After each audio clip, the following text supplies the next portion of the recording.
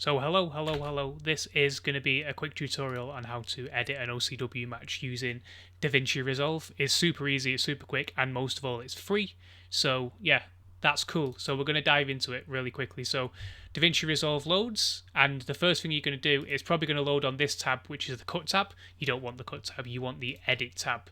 So if you hit the Edit tab, you're going to get something that looks like probably this. I've just got the effects panel open over there, but yeah, you're going to get something that looks like this. What you're going to get on this side, if you can see that, is the media pool, which is where you're going to drag and drop all of your media. You're going to get the timeline down here, and the timeline is basically where you're going to do all your editing. Like it's gonna be the basis of everything that you do in DaVinci Resolve. And then you're going to see the inspector over this side. Another thing to do, just to kind of start you off on the right foot, make sure that inspector's ticked, make sure that mixer is lit up as well, because that's going to help you out with your audio mixing. And then make sure that effects is there, because you might want to add text, you might want to add transitions and stuff. So yeah, easier to just tick it now, and then we can crack on with it. So first thing to do, get all your footage into DaVinci Resolve. Now what I'm going to do is use this fake match of Drago versus Nate. It's not a real match, but it is going to give us the basis of what we need to do. And then we're going to have 2 bits of entrance music. They're not real entrance music, they're just things that I'm going to use for the benefit of this. So we drag and drop them all in, and the first thing you're probably going to get is change project frame rate. Now, this is important because you want your frame rate to match whatever your video is that you've just dragged in, so change it. Because that's going to give you probably a 30 frames a second video. Let's go and have a little look. So if we go down to project settings, you're going to be able to see that it's actually a 60 frames a second video. So that's what we want. So that's what we're going to stay with, because that's what the raw video is. So that's going to give us the nicest results. So first thing to do, look at what we've got here in the top corner. We've got our full match. You can preview that if you want. You can click it. You can play through it. But what we're going to do is we're going to dive it straight into the timeline. Once it's in the timeline, it means that we can use it's a style of editing called blade editing, which is basically, it's destructive. So it means that you are basically just going to cut up this whole video as if you were cutting up a reel-to-reel video. And it's the fastest way to edit for a lot of people. One thing that I'm going to tell you to do as well, because it's a good tip, is to see you've got this little audio waveform here. So what we can do is, if we pull down this guy here, we've got the option to look at the waveforms for this particular video. If you've got audio, then that's going to be really useful, because it means that we can see where the audio spikes are. What's good about the audio spikes is we know that this is where we've got arena action, and we know that this is where we've got more arena action, and this is where we've got all sorts of sounds that we can mess with. So anywhere where we've got nothing, such as here, we can just bin. So first thing to do, and this is blade editing, like I said, so you hit the B key on, it's just a B key, so it will just be, the B button on any format that you're using. Then you'll be able to click that there, that's the blade, so that means we've made a cut. And if you hit the A key, then you can now highlight these two things individually. That means that you can move them around individually, you can take them apart, you can add something in here if you wanted to. But what we're going to do is we're going to click this, and we're going to do something called ripple delete, which is hold the shift key, press backspace, and that's going to delete everything off the front of that video. What that's going to do is mean that we start where we want to, which is here.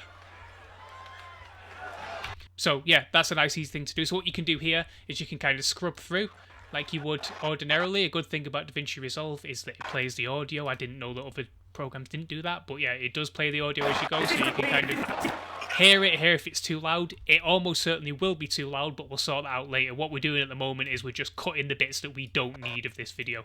So the bits that we don't need kind of go to, I mean, you can keep that bit in there. Ordinarily, if somebody else has given you the entrance, then you're going to find that you want to kind of cut this bit here and then stick their entrance on the end of it. But for this, because it's all one continuous video, we can kind of just skip it, and that's fine. So we don't need to do anything with Nate's entrance here. We can kind of just go to the bit which will be the start of the match. So that's down here, so it'll all flow in nicely.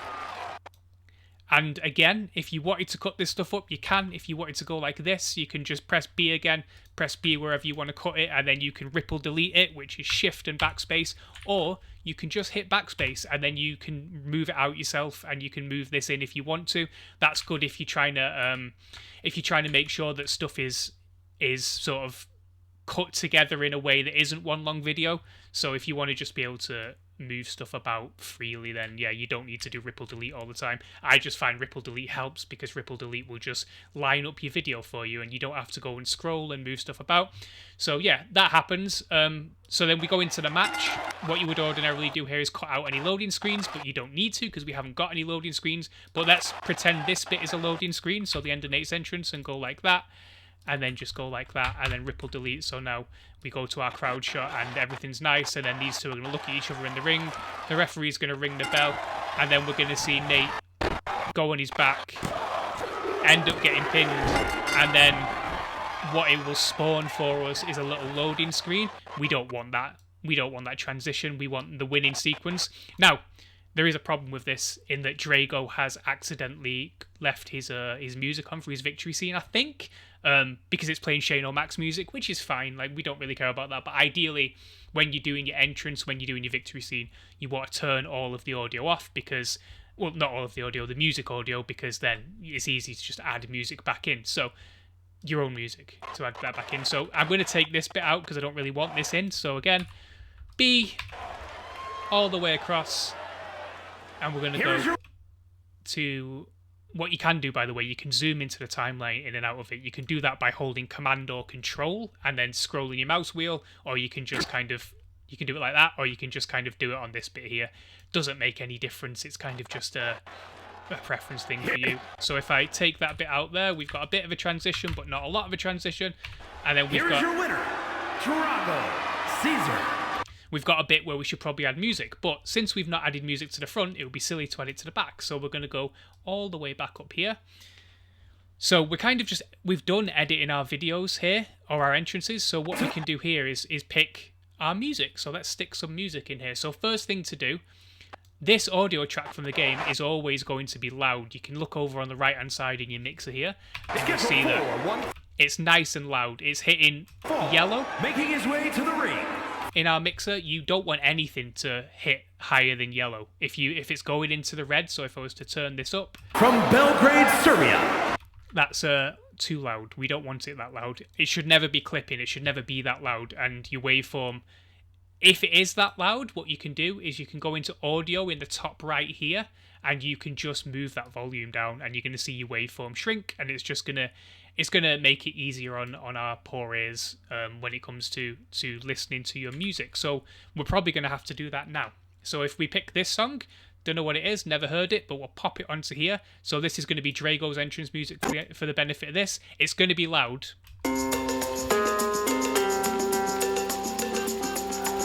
And what you probably want to do as well is you want to start the music when the Tron changes. So if we say... So we're going to kick in here. This is where the music's going to start. So again, exactly the same process. You can pick on your scrubber, pick exactly where you want to make the cut, and then just press B, and then just click on your scrubber, and it will remove that piece. And you can do ripple delete, but I didn't there. But you can just move that to there. So we want to look for where the Tron.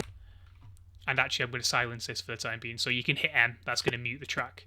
So if we find where the Tron starts, which is here. So to go keyframe by keyframe, one frame at a time, it's left and right on the keyboard. So there you go. You can see there that that's exactly the frame where we want to be starting the music. So we can then just drag this to the start there, and the music will kick off exactly where we want it to. Now that's very loud. So what we're going to do with the music is we're just going to simply go to the volume bit, go like this. I normally drop this down to between 15 and 20, usually, depending where you've got the music from, because that might even be a bit quiet, but that's going to give you crowd noise as well. You kind of want the crowd noise because that's good for immersion. So you're going to bring that up a little bit, and then you can still hear the crowd noise there. Scheduled for one fall, making his way to the ring from Belgrade, Serbia. So that's good. We want the crowd noise. So yeah, now Drago's going to have some music, which is cool. So we're going to go to the end of his entrance, which is here. And then what you ordinarily want to do is fade that music out. So if you find the exact point where Nate's music will start, which is probably about there. That's probably fine.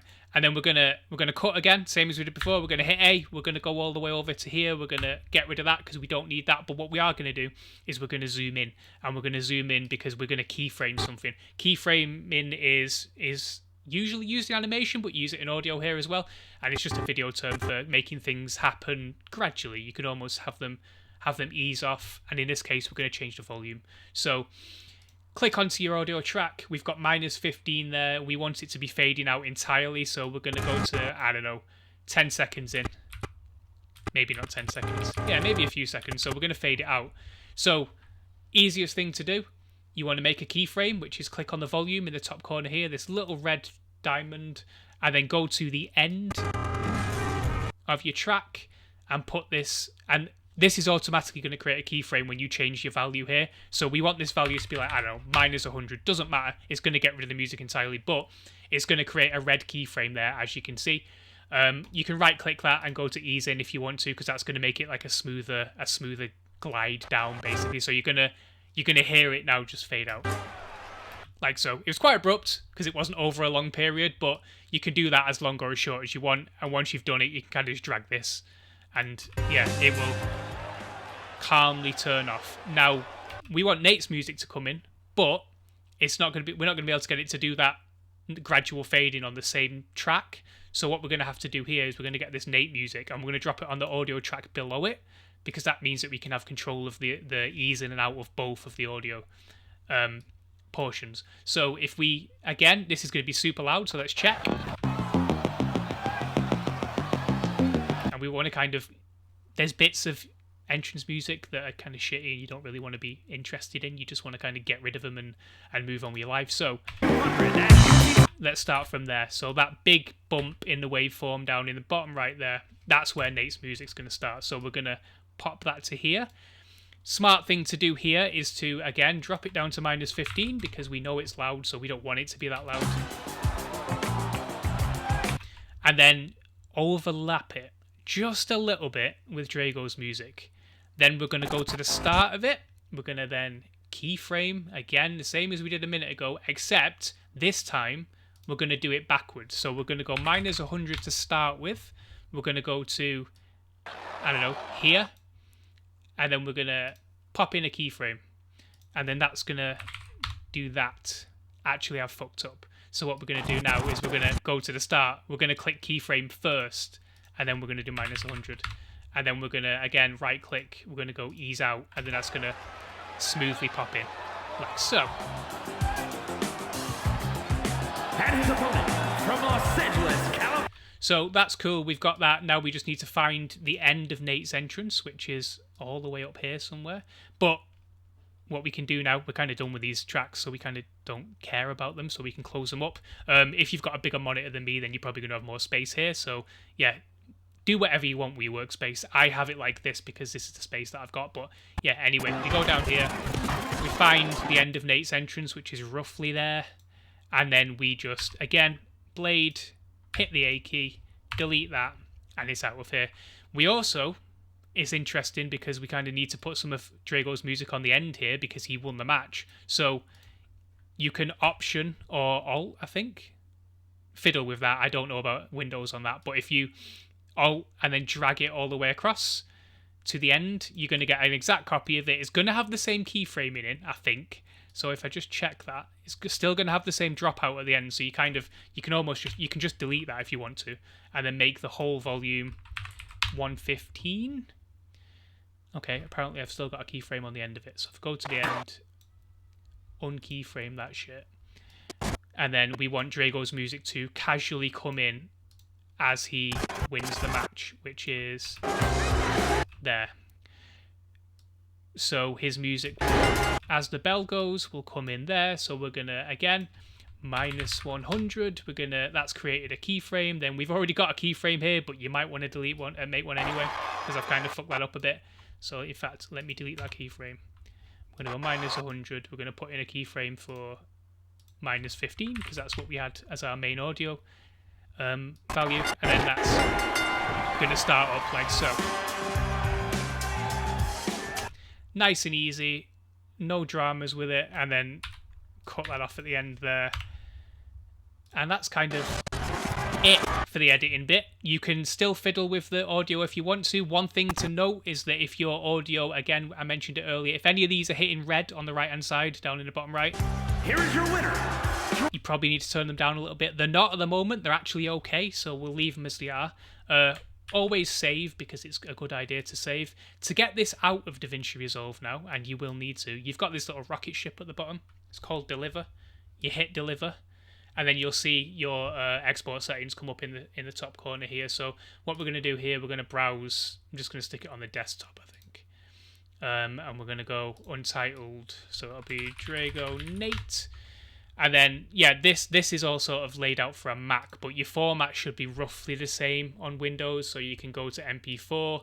Then you can see sort of all of this stuff down here, which is your quality. Automatic, you don't really want to use if you can help it. You can put this to, I mean, it depends on what you're trying to achieve. If you're trying to get a low value, then you want to make this probably like, probably 10,000 for OCW.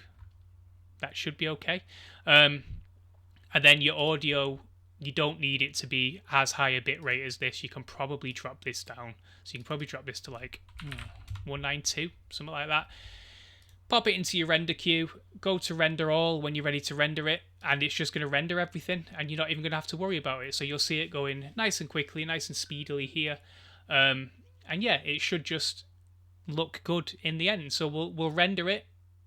We'll see where we end up, and then we'll play it and see what the quality is like. I don't know what the quality is going to be like, actually. It'll be interesting. We'll be learning together, because I don't normally render stuff on 10,000, so we'll see. Okay, so we're all rendered, which is excellent news. So we're going to go to desktop, and we're going to... it was called Drago Nate. So what we should see now is, if we double-click that, we're going to have our perfectly edited video. Looks decent quality as well, so maybe that is the setting to use. And turn down the audio, but